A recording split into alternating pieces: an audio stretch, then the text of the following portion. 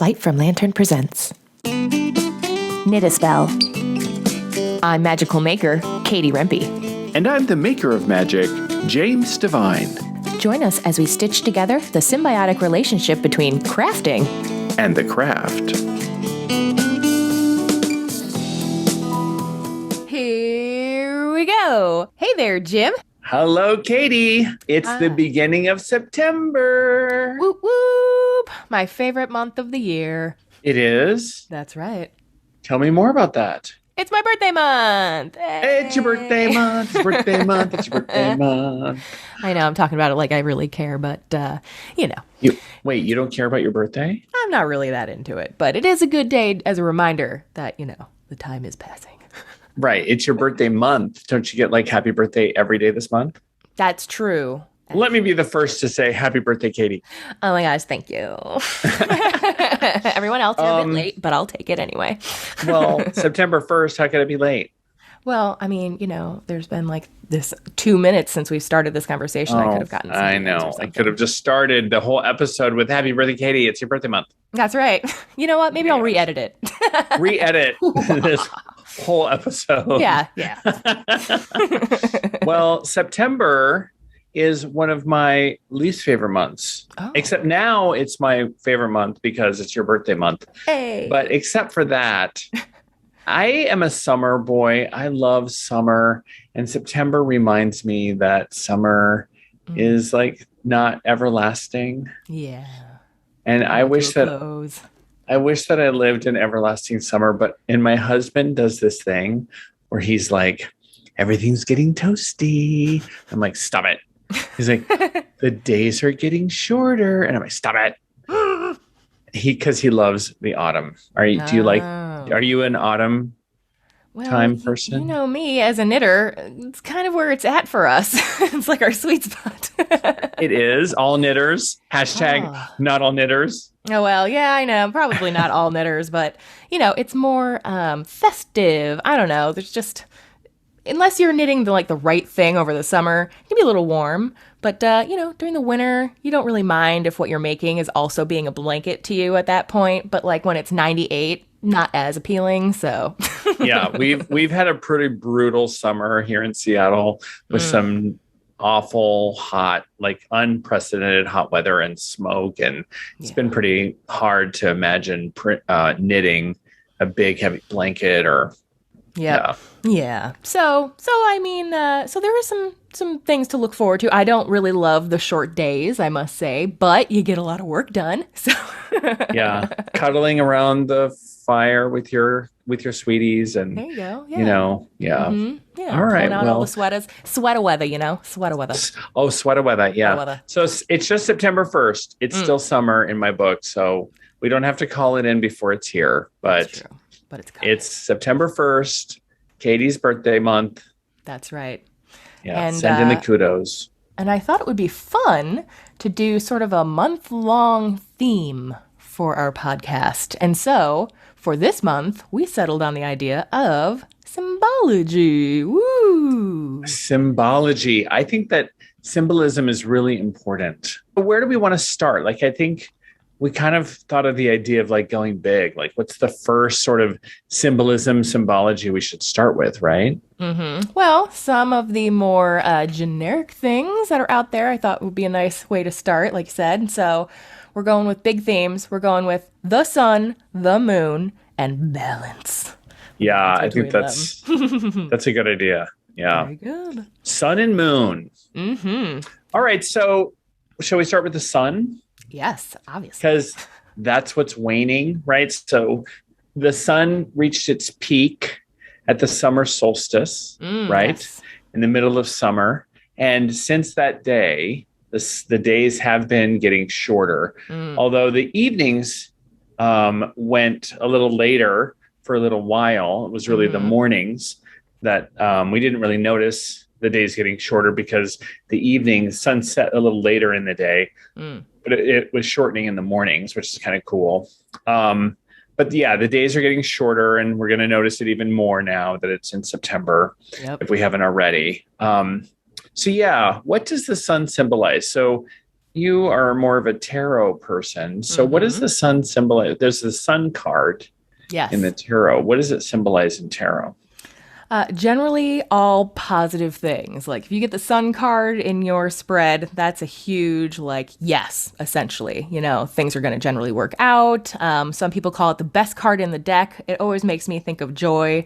You know, it's got. Yeah. So describe what's the picture?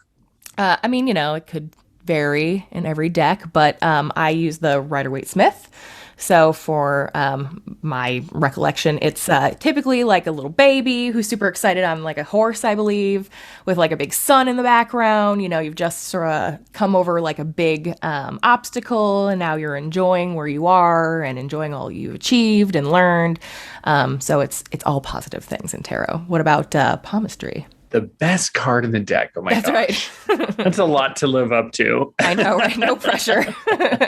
Yeah. So in palmistry, it's your ring finger is the sun finger is the Apollo finger. Yeah. So it's where you adorn yourself often with rings, right? There you go. If you're wearing a ring on your left finger, a lot of times that is related to an identity. Like, you know something about me because I'm wearing a ring on my left finger, right? You know that I'm married, There you right? go. And so it's a way for me to transmit my identity, you know? And so if I go to a bar and I take that ring off, I am hiding my identity, right? And it's suspect if that's seen, right? So if you wear a ring on your right finger, like a woman wears a big diamond to a cocktail party, she's definitely like transmitting something about her identity, right? A lot of times. What does it say about me, Jim? I'm wearing a that? large rose quartz on my right hand. Right. So it's really fun to read, you know, what rings people wear on what fingers. But yeah, this says something about your identity in the world with the rose quartz on your right finger, right? So anyway, but with the Apollo finger, or what Apollo means, Apollo is the god of the sun in Greek myth, right? And in astrology also, the sun represents our ego, how we show up in the world, how we are radiant, how our radiance, how other people perceive us, how other people see us.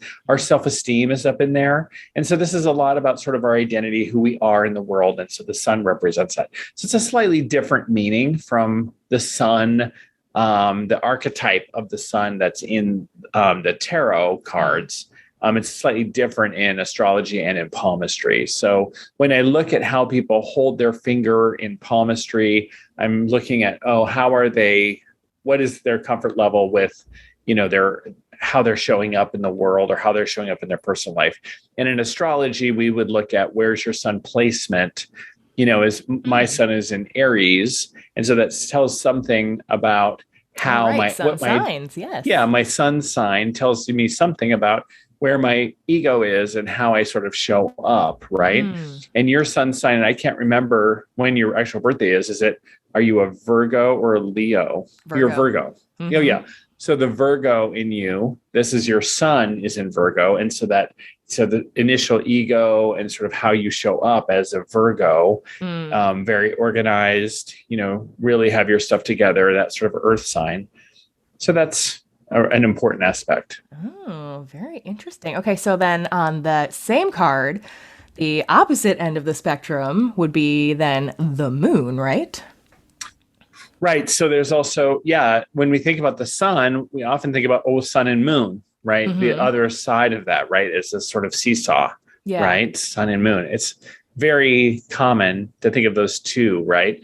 In our perspective from Earth, I think it's super fascinating that we live in such a unique, let's just talk about astronomy for a second, because I'm fascinated by the astronomy. Me too.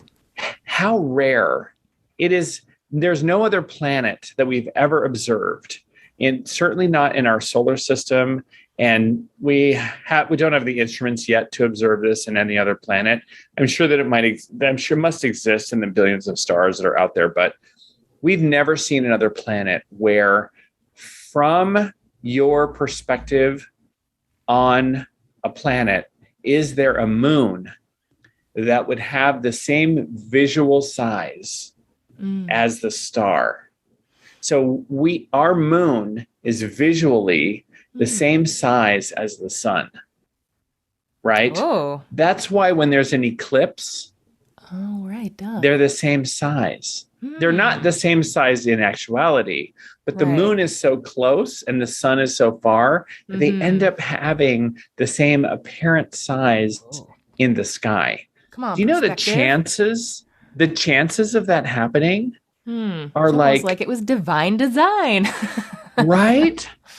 It's such a like, gives me tingles to think about that. It's just such an amazing, rare and special like thing, right? Coincidence, right? Or just synchronicity. It's just so special to think about. Like, we look up at the sky and we have this moon, this enormous satellite that's orbiting our planet, this moon that is so special. There's no other planet in our solar system that has a moon that is as large as ours relative to the size of our planet. Right. So you could be on Jupiter, you could be on any other planet. You won't see a moon that has that relative size of ours, right? So we really live, as we look up at our sky, we can just really appreciate how absolutely unique and beautiful like our evening sky is, with that gorgeous moon just shining up there, right? We really have a special view in the evenings. So don't ever take that for granted when you think about that. So the moon is the other side of the sun, right? So what does the moon card mean in tarot when you see it? Well, first, what does it look like? What's the picture? So as you might imagine, there's a moon on it. It's the main aspect of the card. But then there's the moon, also... on both of these, the moon and sun have a face, don't they? They each have a face, I think. They do on mine, I guess. Yeah, I don't on the have Rider-Waite-Smith, they have a face. Like, artistic one, but and plus, I always see things with faces on them, so you could probably, even if they didn't, I'd been like, yeah, sure they do. So yeah, that's actually very interesting. So yes, main moon in the middle, and then there's a dog on one side, and there's a wolf on one side of a river, and then typically there's like a crawfish or something as well. And these are all symbolizing, different aspects of the card and yourself. And in general, the card is very, some people choose to read it as like a negative thing, but I've always thought the moon was very positive. So I see it more as like trusting your gut and your intuition and seeing through the shadows, sort of a thing. It's more of a discerning, like the quote woman's intuition sort of feel to it. So that's how I see it. Yeah, that's awesome. It's very similar. This one is very similar in the symbolism in palmistry and in astrology, where the moon, the mount of the moon is down underneath the pinky. And it's this sort of like, if you're going to pound on the table, where's my gravy? Right. Or something, right? Let me in. Let me in on the door. Right. It's this percussive side of the hand underneath the pinky, that big pad right there. That's your mount of the moon. And that represents your intuition. It represents imagination, the unseen, dreams, the strange, right? Yep. So we look at like, and in astrology, like your moon placement is often that realm, right? So my moon in my astrology is in Taurus, right? So I have a Taurus moon. So I often dream about things that are Taurian, right? So that's like, I desire things that are earthy and luxurious, and Taurus loves things that are like, very, luxury, comfortable, comfort and ice cream and bonbons and, things like that. Right. Yep. That Taurus type things. Right. And dreamy. Right. And so the moon really dreams about those things. Right. And imagines those things a lot. Right. So I can get very daydreamy about, fanciful things because of that Taurus moon of mine, right? Where's your moon? What's your moon? Do you know? Oh yeah, so exciting! Virgo again. Virgo moon. So she imagines her find the yarns, balance in yourself. She imagines her yarns organized by color. In an ombre, like organized. Yeah. Wow. But do I do it all the time? No, as you can see, if you're watching our YouTube channel. So funny. Get a quick check out. Or our IGTV. Oh, yes. You can watch the video on IGTV, which is That's cool. right. That's right. Yeah. All the episodes except for the ones we accidentally made longer than an hour. My bad. Oh, yeah. That's a bummer. But there's YouTube for the rest. Anyway. There's YouTube for the rest. So that's the intuition. So, and I love that, that moon symbolism, right, is really cool. Yep. So, I think that's, we see these all the time, the sun and moon, right? And there's a really cool way that they, relate to each other, right? Right. Yeah. I mean, we were just talking and I hadn't really thought about it. I mean, I guess once you said it, I was like, oh, well, yeah, of course. But you had said it's like the sun and the moon have very different energy. It's, again, you need one to appreciate the other, or often one will help you appreciate the other. Right. Well, they definitely, like, if we didn't have the sun, well, none of this would exist, right? The entire solar system is anchored by the gravitational, gravity well of the sun. So, and it's also the light of the sun, right? The moon. Yeah, in the morning. But the moon is only illuminated because of the light of the sun, right? And so the sun obviously is like, the sun and moon relate to each other like day and night, right? We think about the sun being, the cause of day and night. We think about the moon at night, but the moon is also up during the day sometimes, right? We certainly see it in the day, right? Yes. So the sun is the source of light. It's the anchor of the entire solar system, both what we know and what is still yet to be discovered. And so the moon is reflected light, whereas the sun is direct light. So there's something really sort of, if we're talking about symbolism and symbology, there's something really symbolic about that idea, right? Yeah. That the sun is representing our ego and how we show up and our radiance. So the sun is this idea of how I generate my radiance. The moon represents how I reflect radiance, how I imagine things. And it's a very reflective type of energy, right? Very much like how they are there. The moon can also obscure things. The sun does obscure things. It obscures things with its light. So the sun planets can go behind the sun. Outer planets can go behind. The planets can go behind the sun. So I can't see Mars because Mars is on the other side of the sun, right? The moon can be obscured by the sun because it's in front of the sun or it's near the sun and the sun is too bright to see it, right? The moon can also obscure the sun when it's in eclipse. It's one of the few times, right? Oh, yes. And so that's like another way that the moon can also obscure, as in eclipsing the sun. So the moon can obscure with its darkness or with its obscurity or with its occultness, meaning it's with its, you can't see through it. It's a planet. Right. And the sun obscures with its brightness. And so that's a very cool idea, is like, how do you obscure? Do you obscure? And you do it in both ways. When are you going to obscure something with your brightness? And when are you going to obscure something with your darkness? Or when are you going to block something by hiding it? When are you going to block something by radiating? So that, right? Yeah. Oh, interesting. Okay. It's kind of a cool idea, right?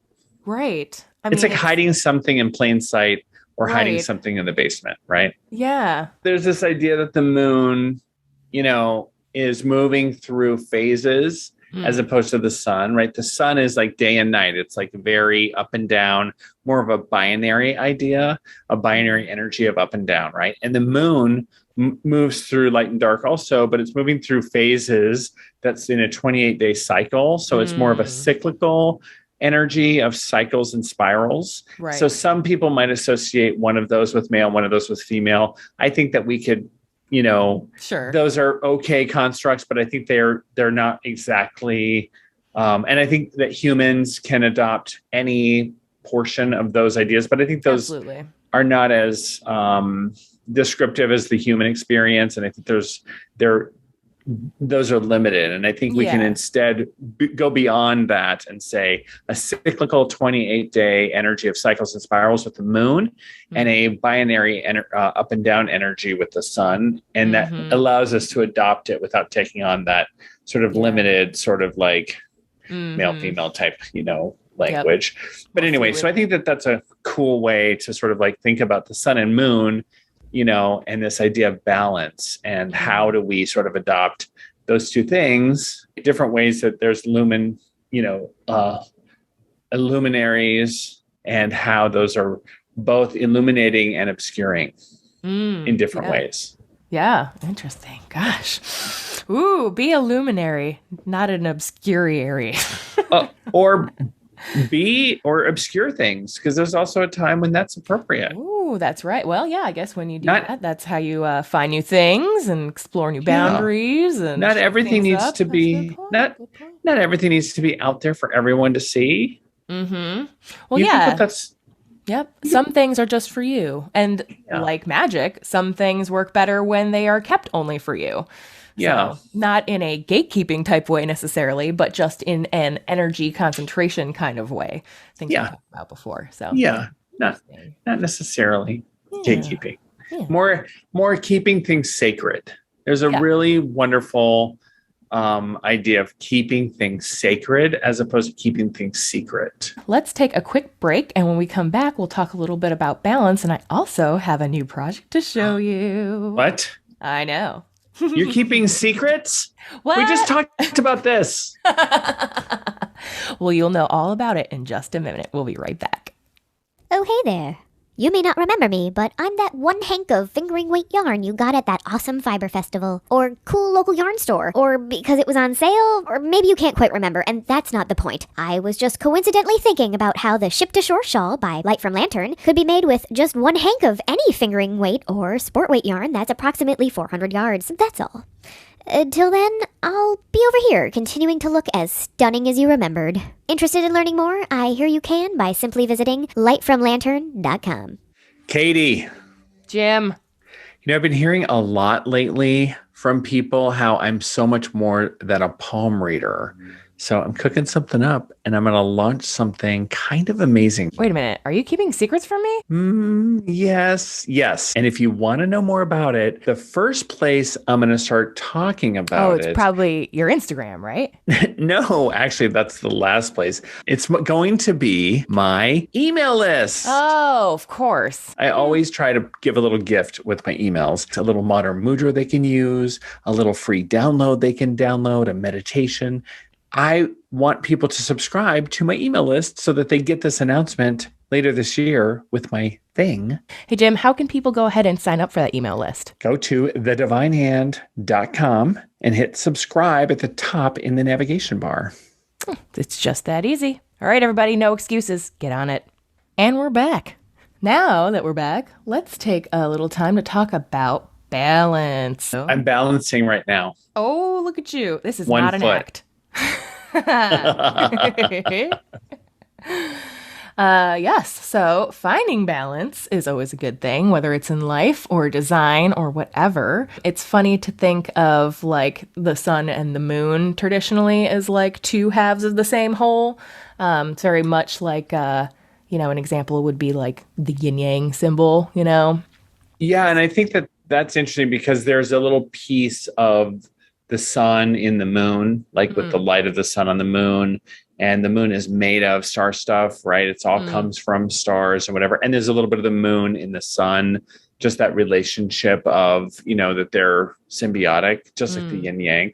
But I think there's also something about the bigger idea of balance. So this is occurring to me right now, which is we think about day and night, right? So people could say, well, day and night's always balanced.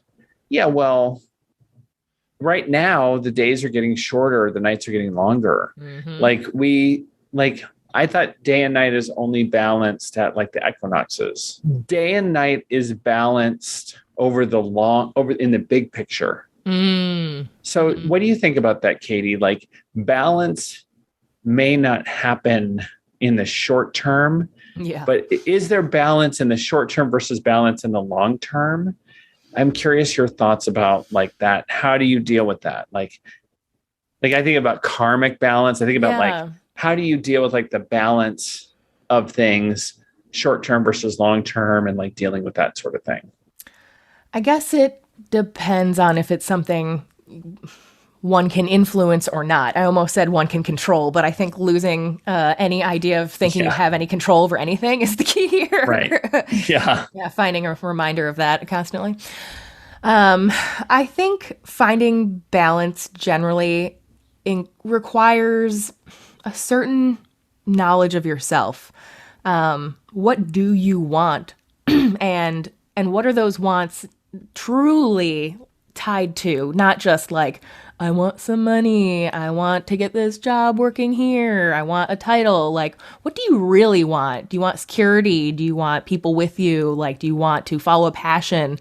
And from there, you can take small steps to get to a bigger goal, which may have that balance. You know, nobody is perfect. Certainly my life is not as balanced, even though I feel like I'm more aware of it than some perhaps, but you know, it's a work in progress.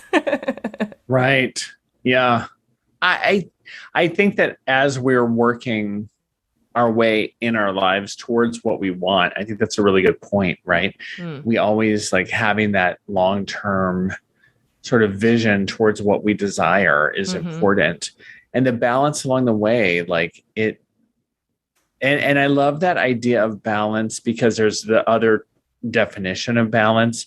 There's certainly this idea of like, we need balance of one thing and another, but there's also like the balance sheet, like the balance that occurs over the long term of like over my life of all the experiences. There's sort of a balance of what I've done so far, or the balance of what I've accomplished. Right. Yeah. And there's that sort of long-term thing. And I think of that with the sun and moon, like as the moon has gone through all of its cycles, as the sun has gone through all its cycles, as the earth has rotated on its, I mean, the earth has its revolutions and its orbit and its 20,000 year wobble, and the progression of we experience as a progression of the constellations. That's a 20,000 year cycle. Right.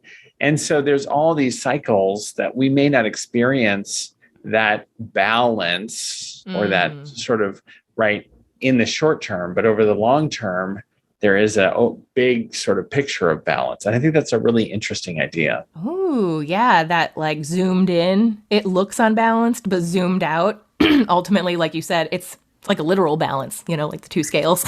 Right. And there's sort of a balance sheet of like your experiences so far sort of like play out into something. Ooh, yeah. Way more broad. Yeah. I love that. More symbolism, right? To just sort of dive into. Yeah, absolutely. Ooh, I love it. So I have something to share with you. Wait. Speaking of symbolism. Speaking of secrets that you're keeping from me. Speaking of my moon side. This is imbalanced. I thought we weren't going to have secrets. No, this is awesome. This is me balancing it out.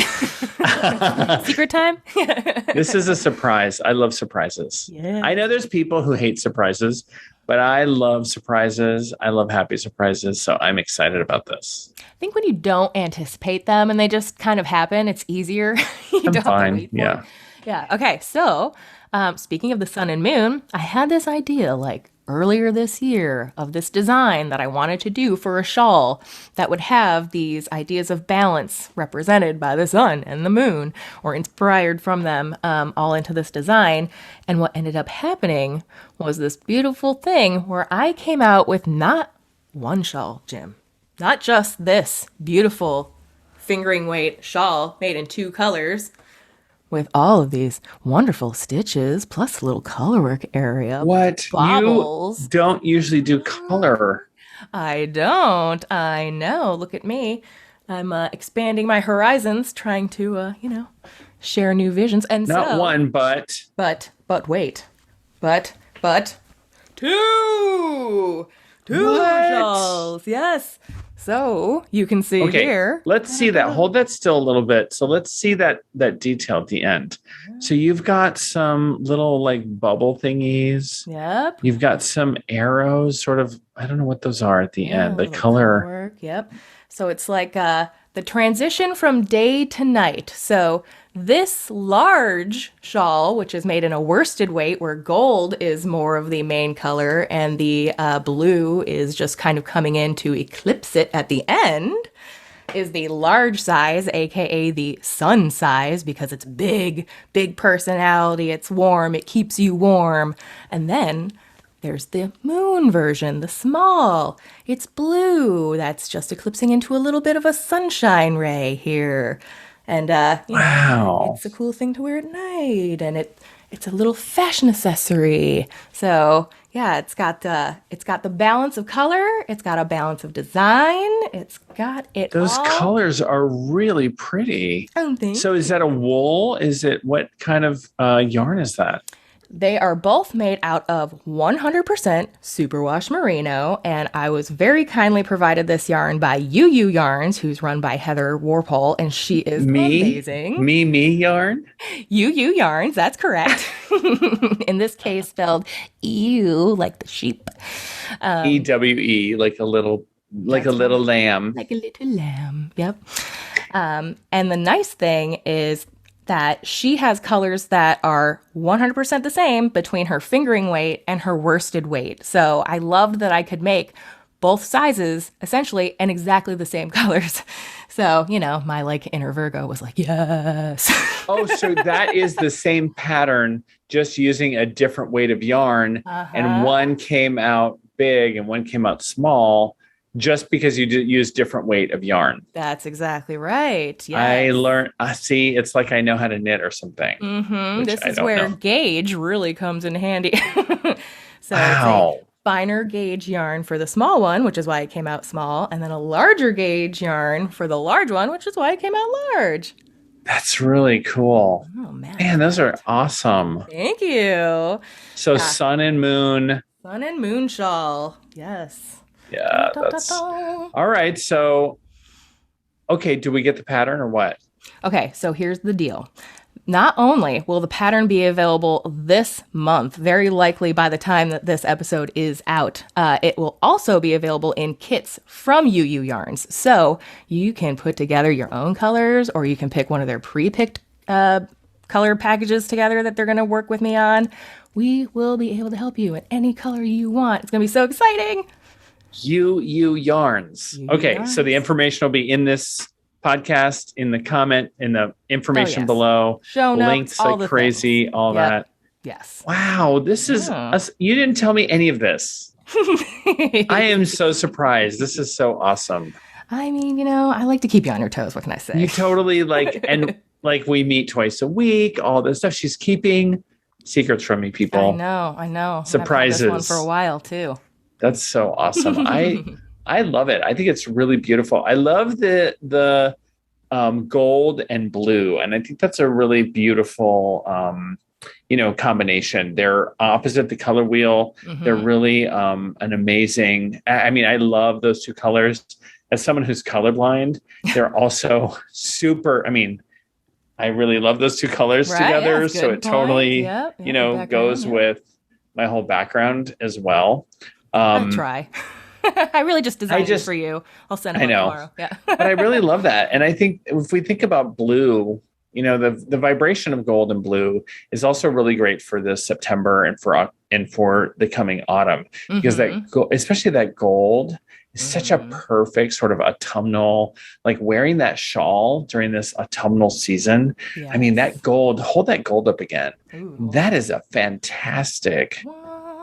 Yes. Like what? That is so great. And it brings in some of that blue of like, yeah, that's a great color. And I mean, you can pick a bunch of other colors from UU Yarns, right? Sure. So if you wanted silver and red or green and gray or whatever, or you can maybe, a rose quartz color and a tan, something a little more subtle if you want it. Yeah. There you go. Sure. Yeah. Well, the nice part is in the pattern, I have little explanations about why certain colors were chosen and other color magic correspondence if you wanted to change it. So while it does have, some sort of magical correspondence in it already with my color choices and whatnot, there's a lot of information on how you can customize it to whatever situation you might need to address as well in your life. Yeah.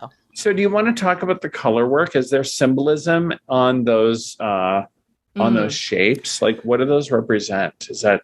Mainly, I wanted it to be a representation of the transition from one to the other. So how, again, like you need one for the other to even be there. So this is like the dawn or the sunset kind of a thing. Yeah. So let's see that color work again on one of them. So the arrows, it's almost like there's sort of like one is pointing one way and one is pointing the other. Yep. So they're kind of going in those two different directions. Exactly. I think that's a really cool border, and that symbolism, they're not exactly arrows either, which is nice, right? Yeah, a little more ubiquitous. Yeah, they're sort of interlocked in that way. And that kind of, it reminds me of that sort of chain of like how those, like the sun and the moon or the day and the night are always, that dawn sort of strip.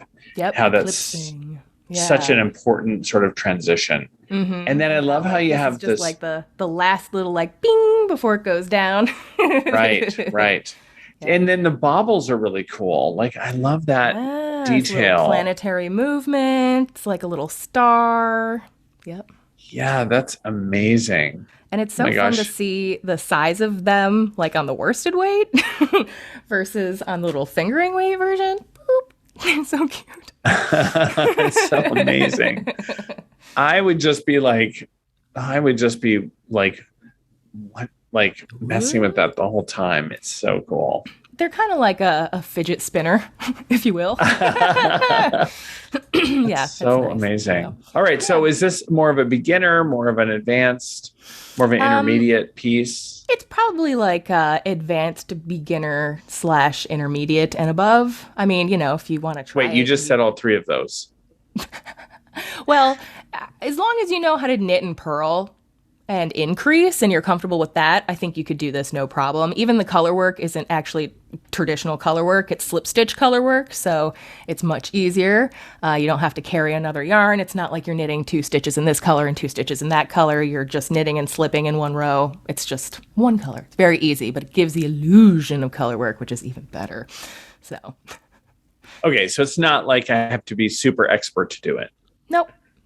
If I can knit and purl and increase. And you have the desire to do it, you can do it. You can do it. Yes. You got this. That's right. You got this.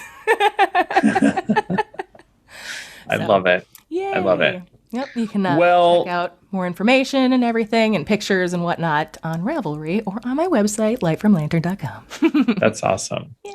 Well, hey, this is so great. I love that. Let's talk about some of the upcoming events. Yes, please. There is some cool stuff that is happening this month and next month that I really want to just carve out a little moment to talk about. Let's do. So I am presenting at a really amazing conference, and everybody has just a very limited amount of time to still buy tickets. Oh no. Is this Astromagia? Astromagia, or is it Astromagia? Oh, it's whatever you want it to be. Astromagia. Oh, Astromagia. Yeah. Astromagia. So that's Astro, ASTRO, Magia, MAGIA.org. Tickets are still on sale. The event is Friday, September 17th through Sunday, September 19th. My course, there are many people presenting on all those days. My class is on Sunday, the 19th. It is called Harnessing the Planetary Power in Your Palms through called the Modern Mudras. It's going to be an amazing course. And I'm also hosting a panel on magical through lines, which is about how you can learn something like the symbology of the sun, and it will help you whether you're learning astrology, tarot, palmistry, the runes, ritual practice, whatever you're learning, you can learn about the sun, and it helps you. You can learn about Apollo. You can learn about ancient myth. It'll help you throughout all of Western or Eastern mysticism, learning about this archetype of the sun, right? Wonderful. Good and foundations. So we'll have a panel from different experts on magical through lines. And so both of those are on Sunday. So I highly recommend checking out astromagia.org, astromagia.org, and links will be in the show notes. So check that out. I also wanted to talk about in October, there is, because of COVID, many in-person events have been canceled or postponed or transformed. But every October from now, this year and going forward, there is a event in the Pacific Northwest that is amazing called the Northwest Tarot Symposium that everyone should be attending if you can get out here. It is fantastic. It's more than tarot. It is many other divinatory practices and all the cartomancy like Lenormand and tarot. I have spoken there as a palm reader. It's really fun. This year it's going to be online, and it's just one presentation by Caitlin Matthews. It's an online course about the pips, reading the pips in the Marseille. So you can find that out at nwtarotsymposium.com. And I, again, highly recommend that. It's only $35. I will be presenting, I believe, next year. I'm hoping to present next year. I don't have that confirmed. I mean, come on, Northwest Tarot Symposium. Yeah. So check out nwtarotsymposium.com for more information and to check that out. Ooh, wonderful. I think you have a sale going on, don't you? Because it's in your birthday. Aren't we all celebrating your birthday? Listeners will get to know ahead of time that I'm going to be running a birthday sale this month. Yay! That's right. So you can look forward to saving 20% on all of my patterns starting on my birthday, which is September the 13th, all the way through that next Sunday, which is the 19th. So you'll be able to save 20% on all of my patterns without using a coupon code. It'll just be all there ready for you on Ravelry. You can take your pick. You can go and see what's available now. See if maybe you can, start your shopping list right away. So that'll be exciting. I think that's all I have coming up right away. Yay. Well, I think everyone should subscribe to your email list, know what you're doing, and check out all your patterns at Light from Lantern here on Instagram or on your website, lightfromlantern.com. Katie, you're amazing. You're so creative. I just love all the stuff you're doing, and hanging out with you is a pleasure. Oh, well, same. I adore you as well. You can find everything you want to know about Jim on his website, thedivinehand.com. And of course, you can find him on Instagram, divinehandjim. And you can also, book a palm reading with him on his website. You can sign up for his email list, or you could attend his conference on the upcoming Sunday, the 19th, when he's doing his conference at the Astromagia, his little talkie there. So Astromagia. Don't miss out. We're just going to say it like that from now on. Yeah, even if it's wrong, I'm sorry. This is a misbranding opportunity. It's so fun to say. Well, this has been a blast. Yes. Oh, I can't wait for next week, Jim. Yay. Awesome. We'll see you all next week. Yes, see you then. Bye. Bye. This episode is a wrap. If you enjoyed what you heard, go ahead and follow us on your favorite podcast streaming app. And don't forget, you can see full video episodes of Knit a Spell on Light from Lantern's YouTube channel.